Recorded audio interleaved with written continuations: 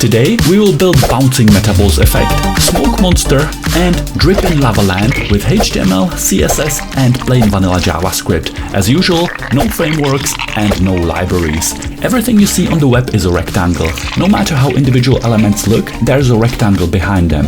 If you want to turn those rectangles into different shapes, you have to know some creative coding secrets. Metaballs are organic looking objects that are able to meld together and form a single continuous shape when in close proximity. Let me show you some front-end web development coding techniques that make creating metaballs easy.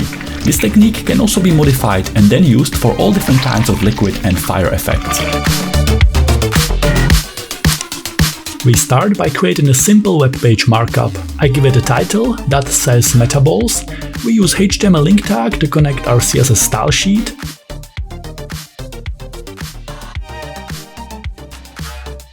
Then we create HTML5 canvas element with an ID of canvas1, which will serve as a drawing board. I will also use a script tag to link JavaScript like this. In style CSS, I give body element a black background. Canvas will have blue background for now, just so that I can see where it is when I'm positioning it. You can see that my browser gave it some default margins. To make sure the canvas covers the entire window in all browsers, we do a global reset. I target all elements on the page and I set margin to 0, padding to 0 and box sizing to border box to make sure that elements padding and borders are included in its total width and height. This will help us to get rid of scroll bars when we make canvas full screen in a minute. In script.js, I set up our canvas. These following 4 lines of code are the same whenever you want to create any canvas project using JavaScript. I create a variable I call canvas and I point it towards the canvas element we just created using its ID. CTX context is canvas from line 1 dot get context and I pass it identifier that says 2D. Here I'm specifying I want this CTX variable to hold the reference of built-in Canvas 2D drawing API. This is where all our drawing methods and settings will be coming from. I take Canvas variable from line 1 and I access its width property. If we don't declare it, Canvas will default to a width of 300 pixels and height of 150 pixels. I will override that here and I set canvas width to window inner width, so the width of the browser window. Canvas height will be window inner height. I'm not sure if you can see it, but my browser gave me scroll bars now. If I want to remove them, I set its display property to block to make sure its width and height properties are correctly calculated. That should remove scroll bars in most browsers, and thanks to box sizing property, this will work even if you give canvas padding or borders. Now we know that canvas covers the whole screen, so I can make it transparent by removing the blue color. You can save this codebase in a separate folder if you make a lot of canvas experiments. This part is usually the same for all full screen canvas projects, so you can reuse it. Now let's start with the effect. This effect can be written in a simple procedural code, but I will write it using object-oriented programming. I think it looks cleaner and easier to navigate in. We will have a class I call, for example, ball. It will handle properties, movement, and drawing code for each individual metaball object separately. In this class, we will define how each metaball moves and what it looks like. I will also create another class called Metaballs Effect, spelled like this. Be careful about lowercase and capital letters. In this class, we will handle creating and storing all the metaball objects. It will make sure they are updated and drawn for every animation frame and so on. This class will manage the entire effect. The last part we need is animation loop. This will be just a simple function that calls itself over and over, updating, positioning, and redrawing shapes on canvas. So ball will contain a blueprint for each individual metaball particle object. Metaballs Effect will store and manage all of them, and animation loop will run over and over, updating and drawing them. This Metaballs Effect class will have width and height properties that match canvas width and height because I want the animation to cover the available canvas area. I also need access to this width and height from inside ball class because each ball needs to know when it touches the edge of canvas so that it can bounce. I will make sure that width and height of the effect is available from within ball class by passing a reference to the entire Metaballs Effect object as an argument to ball's constructor, like this. Then I take this argument and I convert it to a class property. Keep in mind that objects in JavaScript are so-called reference data types. So when I create 30 balls using this class and I pass all of them the main effect class as an argument, it doesn't mean I'm creating 30 copies of the main effect class. This.effect is just a reference that points towards a space in memory where the main effect class is stored. It's not a copy of the entire Metaballs Effect object. Since it is a reference and not a copy, if any properties on this main Metaballs Effect class update, those changes will be immediately visible from this.effect reference on line 8, so each ball object will be able to see it. I want all the metaballs to start exactly in the middle of the screen at first, so I set their horizontal x-coordinate to the middle of the available canvas area. The current width and height of the effect will be held in properties on the main Metaballs Effect class on line 13. We will declare them in a minute, so I access them from here like this.effect.width times 0.5. Doing it this way has an advantage that when we update width and height when resizing browser window, that new width and height will be automatically available for each ball object. We will do the same for vertical y coordinate. This.y is this.effect.height times 0.5, so the middle of the page vertically. Radius of the balls will be 50 pixels. Horizontal speed x will be +1 pixel per frame, which will make them move to the right. Vertical speed y will also be +1, which will make them move down in the positive direction on the vertical y-axis. To actually make them move, I take this.x from line 9 and I increase it by this.speedx from line 12 for every animation frame. This.y will be increased by this.speedy.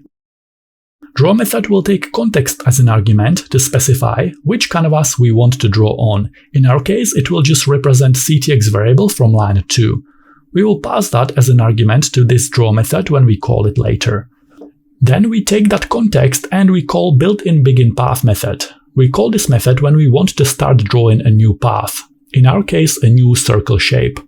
Then I call built-in arc method. It takes at least 5 arguments, starting x and y coordinates of the center point of that circle or arc, radius of the circle, in our case 50 pixels as defined on line 11, start angle to define where along that radius we want to start drawing the shape, and end angle to specify where does the arc end. I want to draw a circle, so my start angle will be 0 and end angle will be math.pi times 2, which is approximately 6.28 radians. You can check that converts exactly to 360 degrees, so it's a full circle.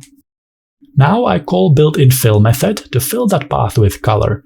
If we don't define a fill color, default context state has fill style property set to black, so this code will draw a black circle. For now, this is enough for our ball class. Ball class contains a blueprint to create one ball object every time we call it using the new keyword. We will do that in a minute. First, let's define Metaballs Effect class. This class will handle creating all the balls, storing them, and managing them all at once. Constructor will take width and height as arguments, so when we create an instance of this class using the new keyword a bit later, we will pass it the current canvas size to make sure the effect covers the entire browser window. I convert these arguments into class properties like this. We will have this.metaballs array property that will store all currently active metaball objects created using the ball class we just defined. Init method will initialize the effect. Update method will update the effect, and draw method will draw it. This part will actually be very simple. Init method will be called to initialize the effect. It will expect one argument for the number of balls we want to create. It will be a number, an integer. Probably I will pass it something like 20 or 50 later. Inside, I will create a for loop that will run as many times depending on the number of balls we want. And each time it runs, it takes this.metaballs array from line 30 and it will push one new metaball object inside. Push is a built-in method that adds one or more elements to the end of the array, and it returns the new length of the array. I want to pass it an object created by ball class from line 6. I can see that its constructor expects effect as an argument, which means it expects a reference to the entire Metaballs Effect object from line 26. Because here we are inside that class, I just pass it this, referring to this entire object. So let's say we called it init and we passed it number 20. This for loop will run 20 times. Each time it runs, it creates one new ball object and pushes that object into this.metaballs array. Update method will just take metaballs array from line 30, and for each ball object inside it, it will call its update method. We gave each ball object an update method on line 15.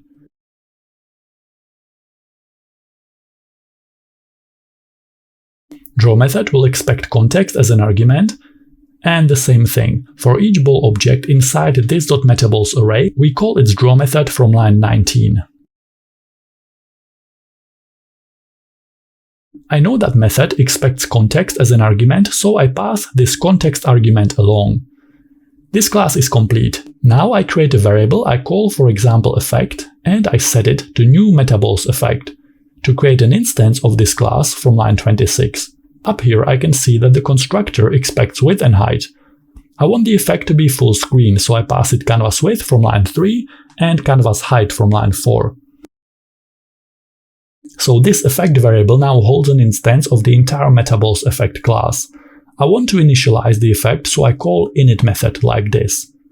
On line 32 I can see it expects a number of balls as an argument, so I pass it 20 to create 20 ball objects, 20 particles. Let's console log the effect variable from line 45 to see if everything works. In console I can see that it holds an instance of Metaballs Effect class, and inside we have Metaballs array we defined on line 30, and it has been filled with 20 ball objects. I open one of the ball objects to check if all values have been assigned. If you see any values here that say undefined, it means you have a typo somewhere in your code. All properties need to have values here. I remove the console log. To actually draw and animate the effect on canvas is now simple. From inside animation loop I call effect.update, so update method from line 37, and effect.draw from line 40. Draw method expects context as an argument, so this ctx variable from line 2. I pass it as an argument here. It will be referred to as context here and passed along here to draw method on each ball class. Now I call built-in request animation framer method on the window object and I pass it animate, the name of its parent method, to create animation loop. Now I call animate from line 48 to actually start the loop. It doesn't work. Let's see. First of all, we are drawing black shapes on black background. I set global fill style property to blue. Or maybe white. You can choose any color you want. Nice, but it should be moving, so still there is a bug. Down here on line 52, I misspelled animate. Now it works. Perfect. All 20 balls move at the same time on top of each other in the same direction. Let's randomize horizontal speed x property. Each ball will have a random speed between 0 and 0.5 pixels per frame. Objects are leaving trails because we are not deleting old paint. We can see the previous animation frames. I want to see only the current animation frame for this effect, so I call clear rectangle method, and I want to clear the entire canvas from coordinates 0, 0 to coordinates canvas width, canvas height. Now we see moving circles. Let's also randomize their vertical speed y property. Now each ball moves towards left and right, but at different speed, and different randomized ratios between their speed x and speed y give each ball a different direction of movement. I can also make the balls move in every possible direction. It's simple. I set their speed x and speed y to be a random number between -0.5 and +0.5. If you don't understand this line of code, math.random called just like this on its own will return a random number between 0 and 1.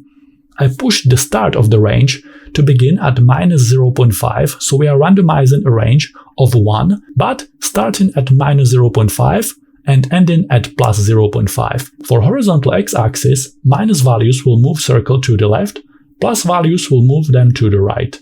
For vertical y-axis, minus values will move them up, plus values will move them down, on the positive direction on vertical y-axis.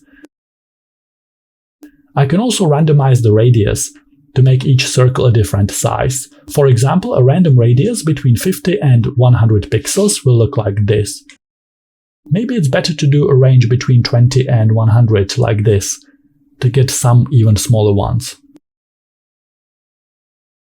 I want them to bounce when they hit the edge of canvas. Since we are adding speed x and speed y to their x and y coordinates, I can switch the direction of movement by swapping speed x or speed y to its opposite value. So let's say ball is moving at speed x of plus 0.4 pixels per frame, we hit the edge, and we multiply plus 0.4 times minus 1, converting speed x from plus 0.4 to minus 0.4, making the ball move in the opposite direction because of line 18.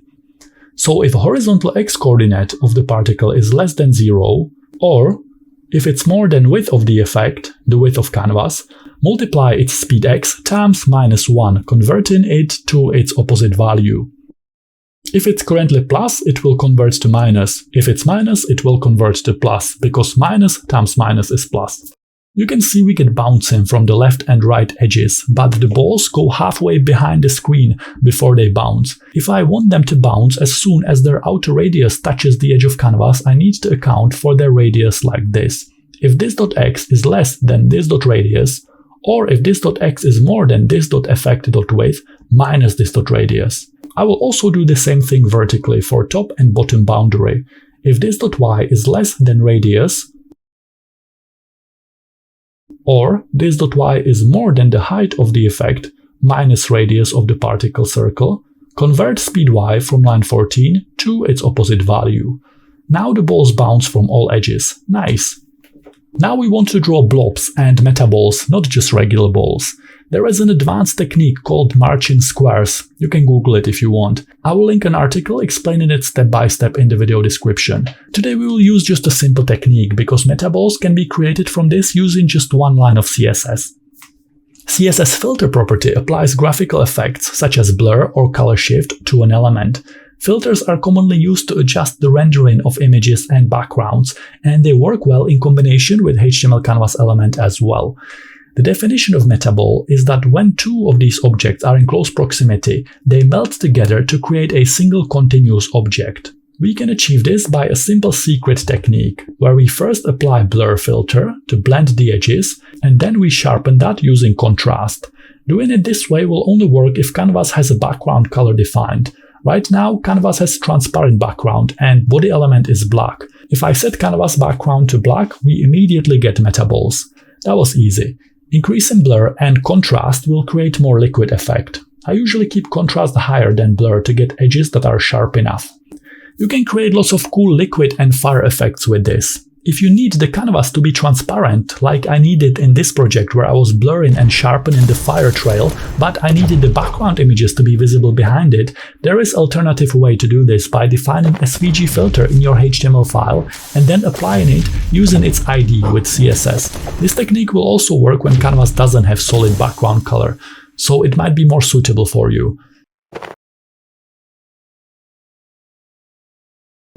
As with every canvas project, it doesn't automatically resize when we resize browser window. If you want it to be fully responsive, we can write that functionality.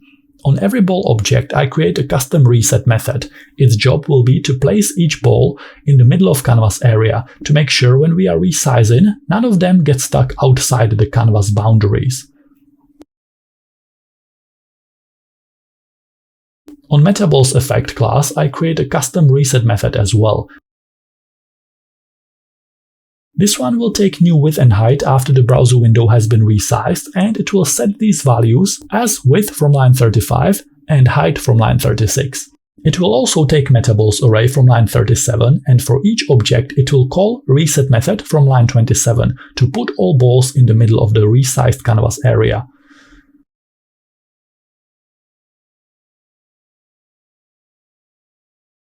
We will call that method from inside resize event listener.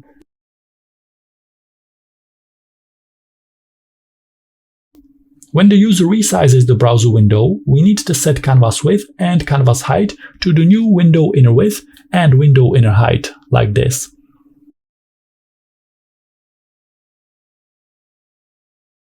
Then we call reset method from line 50 to set new width and height on the effect and to reset positions of all metaballs. I need to pass it new canvas width and canvas height as arguments for new width and new height. Resize in browser window also resets a lot of canvas state settings, so fill style gets set back to black, which is the default setting, its default state. I set fill style to white here. This looks pretty cool. So when the resize event is triggered, we resize canvas element to match the new browser window width and height. We set fill style back to white, and we call custom reset method we wrote on line 50. We pass it the new width and height, and that reset method sets width and height properties on Metaballs Effect class to these new updated values. So we updated canvas size and we updated width and height settings on the effect object. Now we can take Metaballs array from line 37, and for each ball object inside, we trigger their associated reset method. That was defined on line 27. That method will just take X and Y properties from line 10 and 11, and it will set them to the middle of the page, based on the new width and height. If you have any questions, leave a comment down below. We can change the radius or colors. I'll let you play with it. So we have the basic bouncing Metaballs effect. Feel free to do your own creative coding experiments, maybe even make a copy of this project, because now I will quickly add and delete some code to create smoke monster effect. Welcome to the experiments section. I want the Metaballs to move like they have a mind of their own, in a strange and unpredictable way. There are many ways to do this. Let's try something. Each ball object will have its own angle property. All angles will start at 0, but we will also have a VA property, velocity of angle. This property will be increasing the angle value, and it will be a random number between -0.05 and +0.05, like this. So angle on some balls will be randomly going into positive numbers, on other balls it will be going into negative. This will randomize the circular movement into both directions. At the same time, we want them to move around different circular radius. I will call that this.range, and I set it to a random value between 0 and 20. I will keep the bouncing from the sides functionality we defined on lines 20 and 21. It will give us really cool chaotic movement. We won't get regular simple circular movement, we will get something strange and unpredictable. Let me show you. Inside update method, I will be increasing angle by VA value. If you want to create a wavy movement, all you have to do is pass an ever-increasing value to math.sine or math.cosine, like this. This.angle is increasing on line 22, so if I pass that to math.cosine, it will map positions of the ball object along a wavy path. If you are concerned about ever-increasing value, you can reset angle back to 0 every time it reaches a certain point. You can do that with a simple if statement here. Because I'm adding that wave to the horizontal X position, we get left and right movement. Can you see it? I will push that wave further by increasing the range from the center by the value we randomized on line 17. Don't worry if you don't understand sine and cosine trigonometry methods. We will cover it in more detail in another course. Now just remember, if you pass it an ever-increasing value, you will get a wave. Look what happens if I do the same thing for vertical Y coordinate. Let's increase blur and make sure contrast is double that value to make it more liquid and sticky. If you combine sine and cosine, those two waves combined will map a path along a radius of a circle. But since we have a rule that makes the balls bounce from the walls, we will get more unpredictable chaotic movement, like this. I can change the radius value on line 12. I can also use both sine values, or swap sine and cosine. I can reduce the range from the center. We can replace multiplication operator with addition to change how the movement is calculated. I can put the range into negative values, just to experiment to see what motion we get. If I comment out the filter, you see we just have simple balls moving around in a circular path that get interrupted and diverted when the balls hit the wall. I go back to multiplication operator.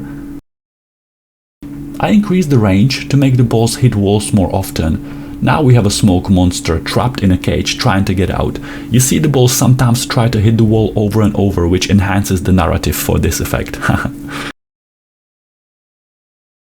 Let me show you even cooler one, dripping slime or lava lamp.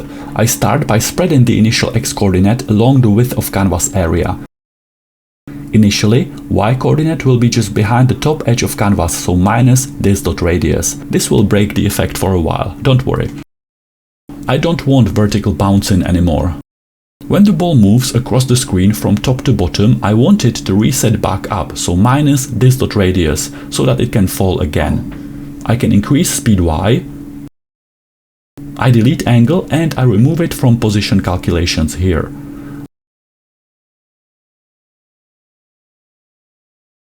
We don't see anything because I am setting y to minus radius before I define radius.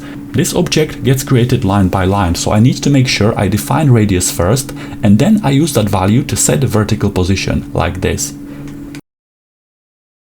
I want some spacing from left and right, so we start from this.radius, and the random value range will be width of the effect minus radius times 2. Again, I need to make sure that radius is defined before I use that value to calculate x coordinate. I increase the margin, radius times 2 starting, and ending is width minus radius times 4. To actually get the range I want, I need brackets here, like this. Now we have some margins from left and right, perfect.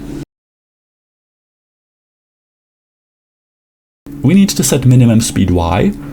I will also decrease horizontal sideways movement, like this. Okay, so this is a very basic falling particles effect. I want them to be sticky. I want them to stick to the top and only slowly drip down. When the droplets separate from the main mass, then they start gaining speed. Let's simulate a little bit of sticky liquid physics. To do that, I create a property called this.gravity. It will be a random number between 0 and 0.005. We will also need velocity y, Vy, which will start at 0. For every animation frame, velocity y will be increased by gravity, and then we increase speed y by velocity y. This will make them fall faster and faster. When they fall off screen, I want velocity y to reset back to 0, and speed y to be recalculated. Now, to make them stick to the top, I say only when vertical y position is more than radius times 2, only then start applying stronger and stronger gravity. Now we have simple particle physics here. Do you see how the movement becomes more organic? They stick to each other, but as they get released, they start falling faster and faster. When I make it full screen, I can see I need to adjust horizontal x coordinate after the balls fall off screen.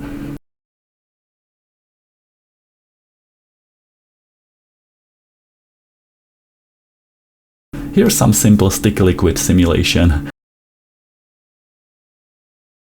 You can adjust the filter value if you want. I adjust the radius of each metaball circle.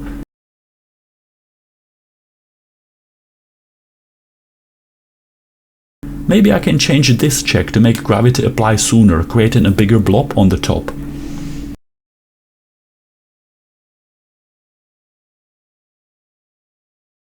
I adjust speed y, and I make sure I also do that on line 14.